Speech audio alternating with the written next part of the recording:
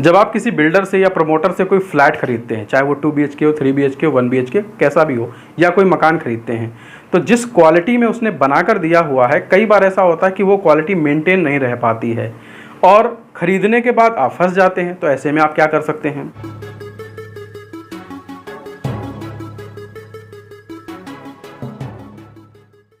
नमस्कार दोस्तों, मेरा नाम है एडवोकेट आशुतोष कुमार और आज हम ऐसे ही टॉपिक की बात कर रहे हैं कि अगर किसी बिल्डर ने आपको ऐसा कोई मकान, दुकान या कोई फ्लैट बेचा है जो साल भर के बाद में जर्जर होने लगा, यानी कि वह ख़राब होने लगा, नुकसान होने लगा, तो आपके पास क्या राइट्स बचते हैं।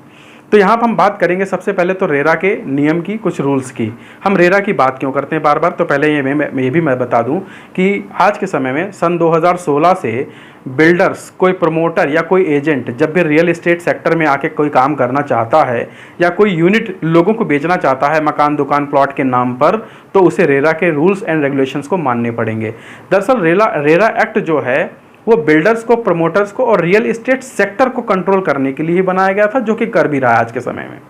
तो यदि कोई बिल्डर आपको ऐसा कोई मकान देता है जो 6 महीने के बाद, साल भर के बाद उस क्वालिटी का नहीं रहता जिस क्वालिटी का उसने प्रॉमिस करके आपको दिया था, जो एग्रीमेंट में, जो आपके सेल डीड के अंदर मेंशन किया है कि इस क्वालिटी की चीज़ें लगाई हैं और इतना बेहतर चलेगा, अगर वो ऐसा मेंटेन नहीं रहता है तो आपको इसका क्लेम करने का अधिकार प्राप्त हो जाता है।